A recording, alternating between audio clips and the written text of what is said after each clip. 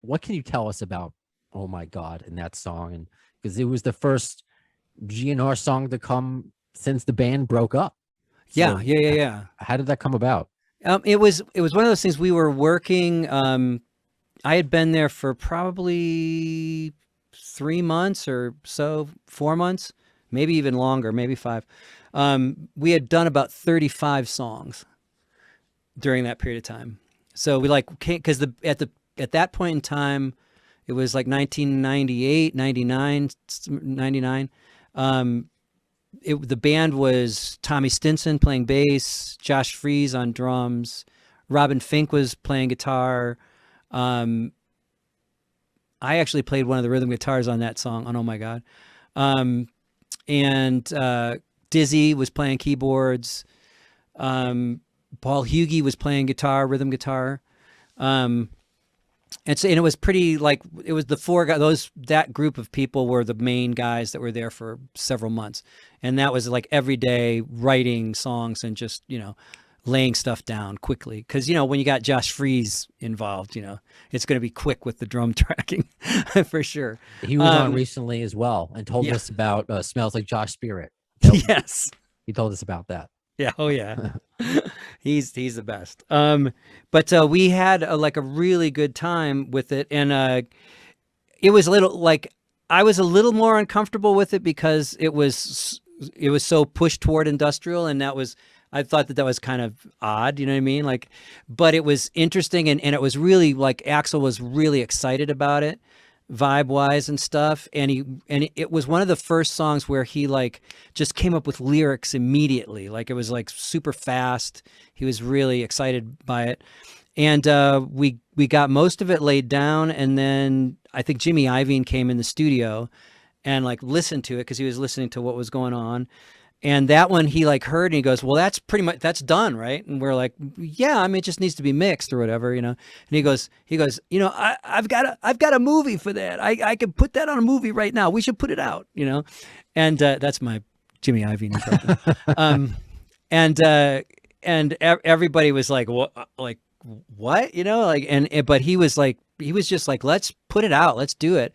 And Axl went along with it, so it's like we went to New York, Andy Wallace mixed it. And it was one of those things where it was just kind of the ball just rolled really quick on it, and it was kind of perfect for the movie, worked really well. So, it was loud and raucous and, and so it worked out great. It was just really cool and fun to be a part of. And it was strange at a time when I didn't think Axl was going to want to put anything out until everything was done, because he had an idea of like kind of putting 3 records out at once. But he got on board with Jimmy, and they made it happen. Jimmy made it happen quick. And so that was Jimmy's idea to put it on End of Days soundtrack. I had I guess it's my bubble was burst when somebody said that. I don't know if you saw it's like online ads for Schwarzenegger in Zeus, which I don't know if it's going to be a Super Bowl ad or a movie, but I was like, if they were to redo Oh My God, which to me, that's untouchable. I'm not just saying because you're here. First listen. But if they were to redo it with Slash and Duff, why not debut it on another Schwarzenegger movie? So I didn't know if that was like an Axl thing. So that's interesting, Jimmy. Yeah. That was Jimmy's idea. But the backtrack a little bit, how did you first get involved with Guns N' Roses? Okay, that's an interesting story, actually. I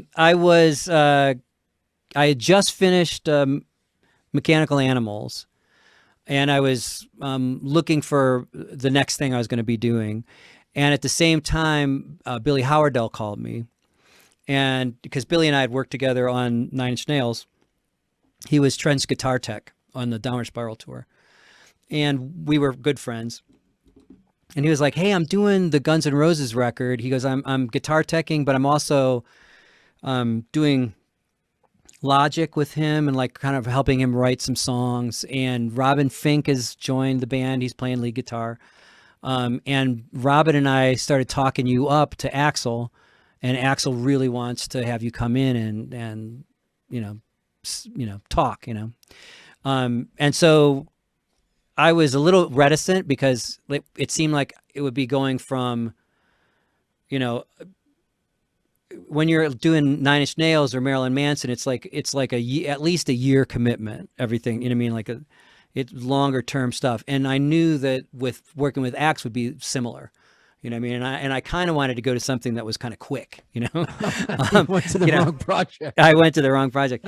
But, and so I was reticent, but you know, I love Robin. I love his playing. And I love Billy. He's just a great guy and a very creative guy. And he was just starting, like the Perfect Circle project, you know, and he had played me some of that stuff and it was really cool. And I was going to help him out on some of that stuff. And then, he was just like, you got to meet Axl. You got to meet Axl. So I went in and had a meeting with Axl. We just sat in the studio together and just talked music, really. And we just hit it off. You know, it was one of those things where you realize like someone's kind of like your brother. You know what I mean? Like we're the same age. We have the same, like our favorite bands are the same bands. You know what I mean? Like favorite producers are the same producers. Like it, you know, he's a Queen fanatic. I'm a Queen fanatic. Alice Cooper fanatic. He's Alice Cooper fanatic. And like all these things, like parallels were just great.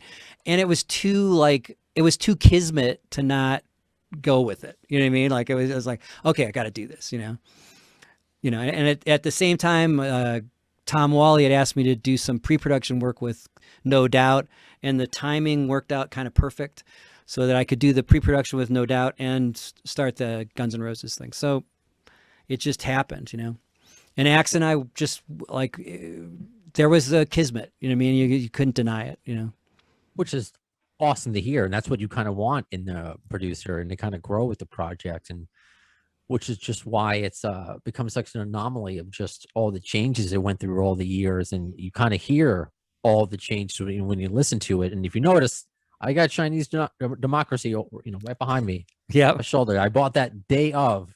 Wow. I bought that day of. I was the only one. I wasn't the only one, but I was holding it up in the middle of Best Buy like Simba. You know, Rafiki holding Simba. Yeah. I was like, it's here. I'm holding it. You know. Oh, again, my God, yeah. Not 13 years. Intended. Yeah. So yeah. And I was there for, I think, two of the, like 2 years of it. So, which is just, wow, just only part of the adventure. So when you go in, you know, how big of a Guns N' Roses fan were you at that time? And what was your vision? Because you're now going to work with Axl Rose and essentially Nine Inch Nails and what would become a Perfect Circle. This is an all new band.